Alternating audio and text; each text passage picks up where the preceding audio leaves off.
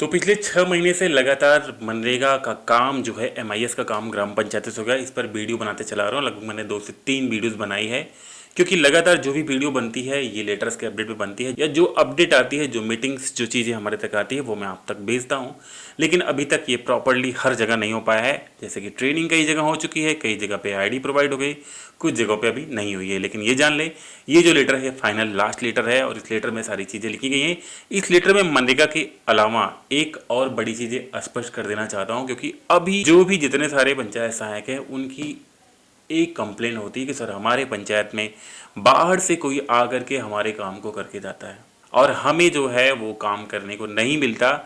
अब ये जो बाहर से काम करने वाले लोग आपके गांव में आते हैं, ये चीज़ें जल्द ही बंद हो जाएंगी। क्यों बंद होगी, कैसे बंद होगी, मैं वीडियो में आगे बताऊंगा। पहली चीज़ बात कर ले यहाँ पे कि पंचायत सहायक को पंचायत में टिके रहने के लिए, बिल्कुल हाँ, बने रहने के लिए, जिससे आपके पास थोड़ी प्रायोरिटी आ जाए, तो सबसे पहली तो पंचायत गेटवे सॉफ्टवेयर आ गया। दूसरी चीज़ पंचायत भवन में सिस्टम। तीसरी चीज़ पंचायत भवन सर्कुलेट हो, उसके लिए लेटर भी आ गया। तो लगातार चीज़ें बदल रही हैं। इसके साथ साथ अभी जो है पंचायतों में एक नया सॉफ्टवेयर आया है। सॉफ्टवेयर की बात करूंगा मैं, सॉफ्टवेयर भी उस पर काम चल रहा है, अभी नहीं आया है, लेकिन ये प्री अपडेट है। ये सॉफ्टवेयर जल्द ही आपके पंचायतों में आ जाएगा।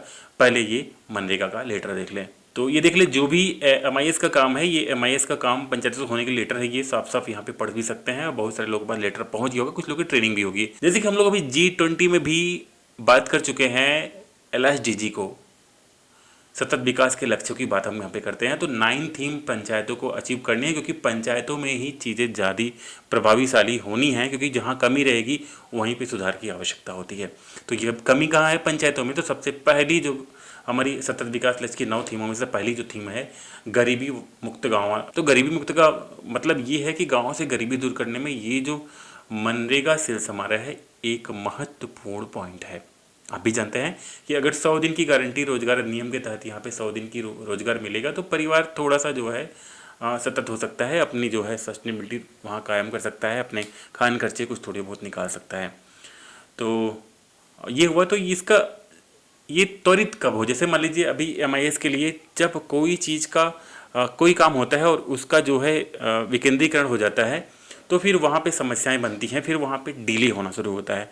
तो किसी चीज़ का विकेंद्रीकरण ना हो, चीज़ें जो हैं हर स्तर से जनरेट होती रहें, तो वो जल्दी हो जाएगा। क्योंकि 100 गाँव का काम अगर एक व्यक्ति करेगा तो जाहिर सी बात है कि वहाँ पे डिले होगा, लेकिन अगर 100 गाँव का काम 100 लोग करेंगे तो जाहिर सी बात है वो जल्दी हो जाएगा। तो यहाँ पे जो भी एमआईएस का काम है, जो भी जैसे कि अटेंडेंस का काम अभी लगा ही रहे हैं, उसके बाद जो भी ऑनलाइन उनकी जो भी फीडिंग करने का काम है, जैसे कि यहाँ पे देख सकते हैं कि एमआईएस के निम्नलिखित काम होते हैं: श्रमिकों से कार्य हेतु प्राप्त मांग को रिसीव करना, डिमांड लेना, स्वीकृत कार्य योजना से वर्क आईडी जनरेट करना, कार्य का एस्टीमेट तैयार करना, कार्य की तकनीकी वित्तीय स्वीकृति प्राप्त करना। अब यहाँ पे ध्यान रखें, पंचायत सचिव, जेई व कार्यक्रम अधिकारी के माध्यम से सिक्योर द्वारा, सिक्योर एक सॉफ्टवेयर है, इसी पे बात करने वाले, कार्य की जूटिंग करना, श्रमिकों की मांग के सापेक्ष ससमय कार्य करना, ई मास्टर रोल जारी करना, ई मास्टर रोल की अवधि समाप्त होने तक उपरांत नरेगा वेबसाइट पर मास्टर रोल की फीडिंग, उसके साथ साथ सामग्री आपूर्ति लाएगी, उसके बिल वाउचर फीड करना, फीड की सामग्री के मटेरियल लिस्ट तैयार करना, बेज लिस्ट, अकुशल कुशल